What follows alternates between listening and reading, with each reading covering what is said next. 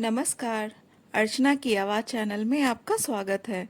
आइए सुनते हैं मुंशी प्रेमचंद जी द्वारा रचित एक कहानी बोहनी। उस दिन जब मेरे मकान के सामने सड़क की दूसरी तरफ एक पान की दुकान खुली तो मैं बाग बाग हो उठा। इधर एक फलाट तक पान की कोई दुकान न थी और मुझे सड़क के मोड़ तक कई चक्कर करने पड़ते थे। कभी वहां कई कई मिनट तक दुकान के सामने खड़ा रहना पड़ता था। चौराहा है, ग्राहकों की हरदम भीड़ रहती है। यह इंतजार मुझको बहुत बुरा लगता था। पान की लत मुझे कब पड़ी और कैसे पड़ी यह तो अब याद नहीं आता, लेकिन अगर कोई बना बना कर गिलोनियां देता जाए तो शायद मैं कभी इनकार न करूं। आमदनी का एक बड़ा हिस्सा नहीं तो छोटा हिस्सा जरूर पान की भेंट चढ़ जाता है। कई बार इरादा किया कि पानदान खरीद लूं, लेकिन पानदान खरीदना कोई खलाजी का घर नहीं, और फिर मेरे लिए तो हाथी खरीदने से किसी तरह कम नहीं है। और मान लो जान पर खेलकर एक बार खरीद लूं तो पानदान कोई पड़ी की थैली तो नहीं कि इधर इच्छा हुई और गिलोड़ियां निकल पड़ी। बाजार से पान लाना, दिन में 5 बार फेरना, पानी से तर करना, सड़े हुए टुकड़ों को तराश कर अलग करना, क्या कोई आसान काम है? मैंने बड़े घरों की औरतों को हमेशा पानदान की देखभाल और प्रबंध में ही व्यस्त पाया है। इतना सर दर्द उठाने की क्षमता होती तो आज मैं भी आदमी होता। और अगर किसी तरह यह मुश्किल भी हल हो जाए तो सुपारी कौन काटे? यहाँ तो सरौते की सूरत देखते ही कपकपी छूटने लगती है। जब कभी ऐसी ही कोई जरूरत आ पड़ी जिसे टाला नहीं जा सकता तो सिल पर बट्टे से तोड़ लिया करता हूँ, लेकिन सरौते से काम लूं यह गैर मुमकिन। मुझे तो किसी को सुपारी काटते देखकर उतना ही आश्चर्य होता है जितना किसी को तलवार की धार पर नाचते देखकर। और मान लो यह मामला भी किसी तरह हल हो जाए तो आखिरी मंजिल कौन फतह करे? कत्था और चूना बराबर लगाना क्या कोई आसान काम है? कम से कम मुझे तो उसका ढंग नहीं आता। जब इस मामले में वे लोग रोज गलतियां करते हैं जो इस कला में दक्ष हैं, तो मैं भला किस खेत की मूली हूँ?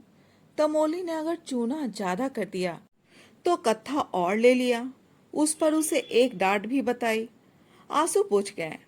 मुसीबत का सामना तो उस वक्त होता है जब किसी दोस्त के घर जाएं। पान अंदर से आई तो इसके सिवाय कि जानबूझकर मक्खी निकले, समझ बूझकर जहर का घूंट गले से नीचे उतारे, और चारा ही क्या है?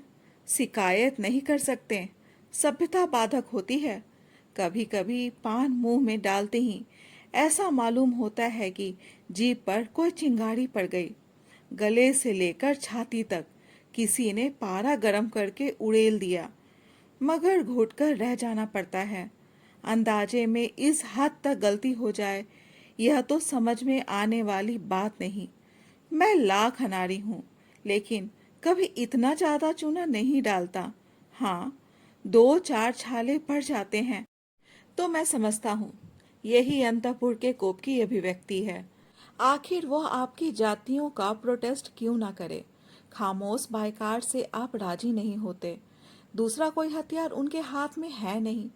भवों की कमान और बरौनियों का नेजा और मुस्कुराहट का तीर उस वक्त बिल्कुल कोई असर नहीं करते जब आप आंखें लाल किए आस्तीने समेटे, इसलिए आसमान सर पर उठा लेते हैं कि नाश्ता और पहले क्यों नहीं तैयार हुआ। तब सालन में नमक और पान में चूना ज्यादा कर देने के सिवाय बदला लेने का उनके हाथ में और क्या साधन रह जाता है?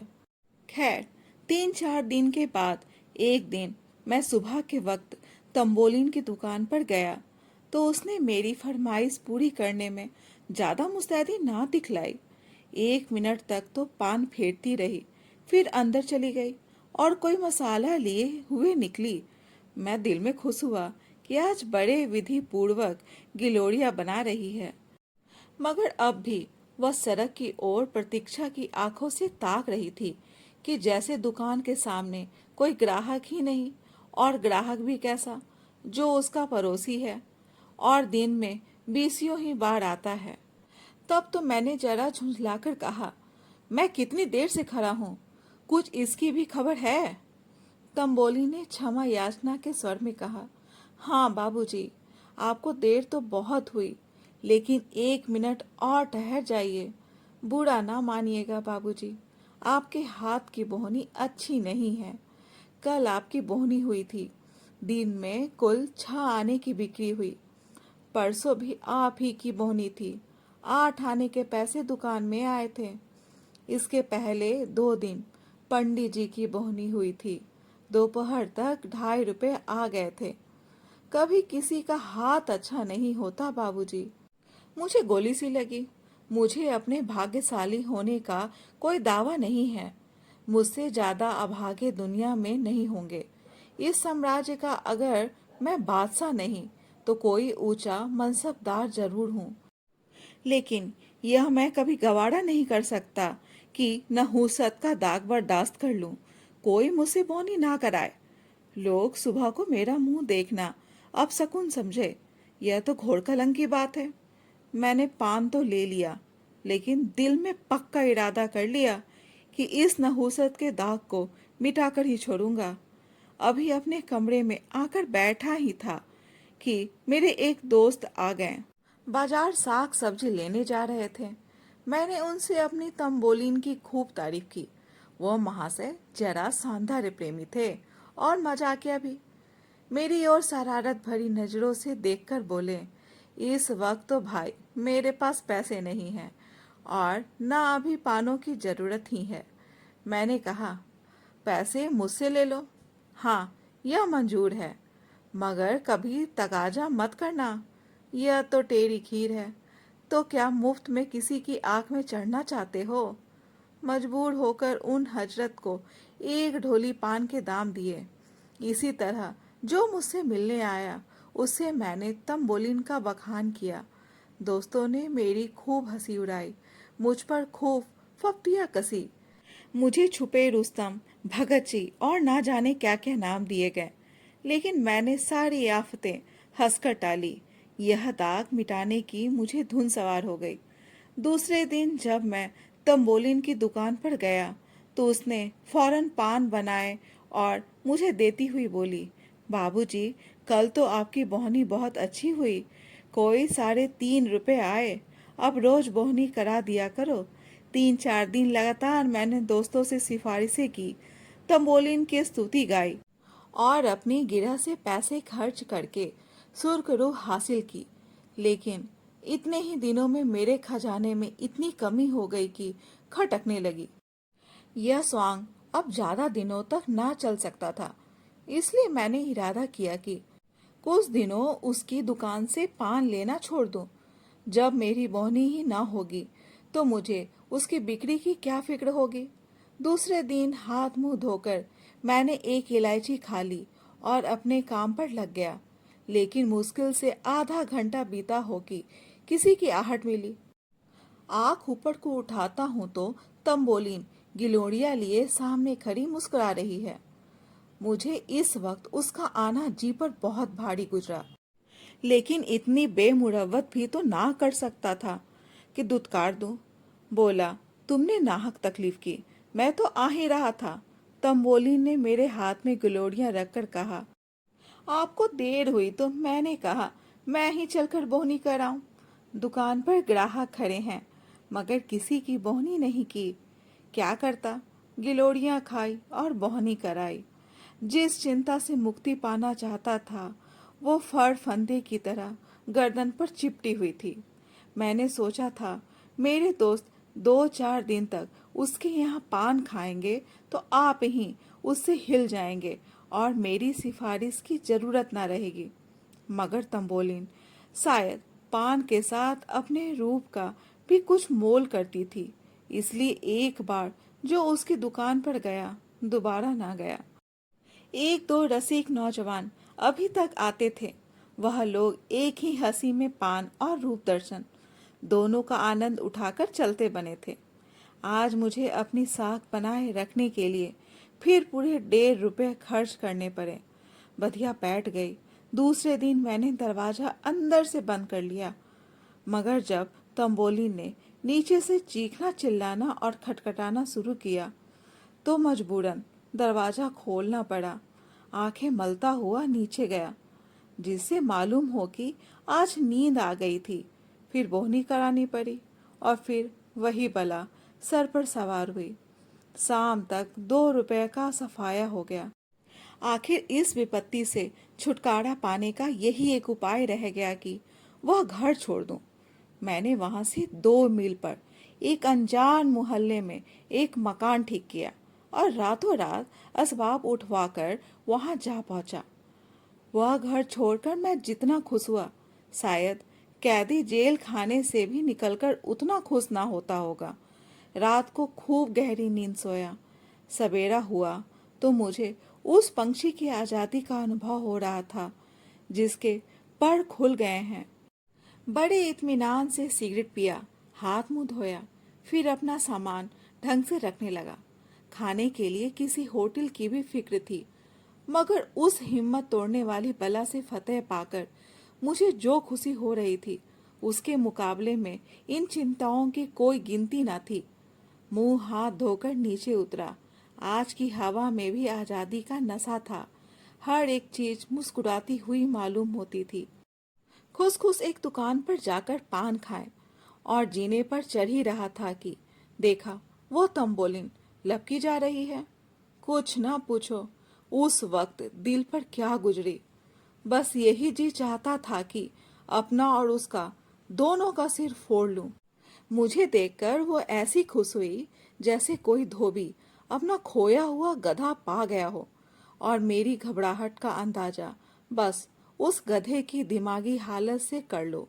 उसने दूर ही से कहा, वाह बाबूजी, वाह, आप ऐसे भागे कि किसी को पता भी ना लगा। उसी मोहल्ले में एक से एक अच्छे घर खाली हैं। मुझे क्या मालूम था कि आपको उस घर में तकलीफ थी, नहीं तो मेरे पिछवाड़े ही एक बड़े आराम का मकान था। अब मैं आपको यहाँ ना रहने दूंगी। जिस तरह हो सके आपको उठा ले जाऊंगी। आप इस घर का क्या किराया देते हैं? मैंने रोनी सूरत बनाकर कहा, 10 रुपए। मैंने सोचा था कि किराया इतना कम बताऊं जिसमें यह दलील उसके हाथ से निकल जाए। इस घर का किराया 20 रुपए है। 10 रुपया मैं तो शायद मरने को भी जगह ना मिलेगी। मगर तंबोलिन पर इस चकमे का कोई असर ना हुआ। बोली, इस जरा से घर के 10 रुपए? आप 8 ही दीजिएगा, और घर इससे अच्छा ना हो तो जब भी जी चाहे छोड़ दीजिएगा। चलिए, मैं उस घर की कुंजी लेती आई हूँ, इसी वक्त आपको दिखा दूं। मैंने त्योरी चढ़ाते हुए कहा, आज ही तो इस घर में आया हूँ, आज ही छोड़ कैसे सकता हूँ? पेशगी किराया दे चुका हूँ। तंबोली ने बड़ी लुभावनी मुस्कुराहट के साथ कहा, 10 ही रुपए तो दिए हैं। आपके लिए 10 रुपए कौन बड़ी बात है? यही समझ लीजिएगा कि आप ना चले तो मैं उजड़ जाऊंगी। ऐसी अच्छी बोहनी वहां और किसी की नहीं है। आप नहीं चलेंगे तो मैं ही अपनी दुकान यहाँ उठा लाऊंगी। मेरा दिल बैठ गया। यह अच्छी मुसीबत गले पड़ी। कहीं सचमुच चुड़ैल अपनी दुकान न उठा लाए। मेरे जी में तो आया कि एक फटकार बताऊं, पर जवान इतनी बेमुरवत ना हो सकी। बोला, मेरा कुछ ठीक नहीं है। कब तक रहूं, कब तक ना रहूं? आज ही तबादला हो जाए तो भागना पड़े। तुम ना इधर की रहो ना उधर की। उसने हसरत भरे लहजे में कहा, आप चले जाएंगे तो मैं भी चली जाऊंगी। अभी आज तो आप जाते नहीं। मेरा कुछ ठीक नहीं है तो मैं रोज यहाँ आकर बोहनी करा लिया करूंगी। इतनी दूर रोज आओगी? हाँ, चली आऊंगी। 2-3 मील ही तो है। आपके हाथ की बोहनी हो जाएगी। यह लीजिए, गिलोड़ियाँ लाई हूँ, बोहनी तो करा दीजिए। मैंने गिलोड़ियाँ ली, पैसे दिए और कुछ गस की सी हालत में ऊपर जाकर चारपाई पर लेट गया। अब मेरी अकल कुछ काम नहीं करती कि इन मुसीबतों से क्यों कर गला छुड़ाऊं। तब से इसी फिक्र में पड़ा हुआ हूँ। कोई भागने की राह नजर नहीं आती। सुरखरू भी रहना चाहता हूँ, बेमुरवती भी नहीं करना चाहता, और इस मुसीबत से छुटकारा भी पाना चाहता हूँ। अगर कोई साहब मेरी इस करुण स्थिति पर मुझे ऐसा कोई उपाय बतला दे तो जीवन भर उसका कृतज्ञ रहूँगा। दोस्तों, ये कहानी कैसी लगी कमेंट बॉक्स में अपने विचार ज़रूर बताएं। और अगर कहानी अच्छी लगी हो तो कहानी को लाइक, शेयर और चैनल को सब्सक्राइब जरूर करें। कहानी सुनने के लिए बहुत बहुत धन्यवाद।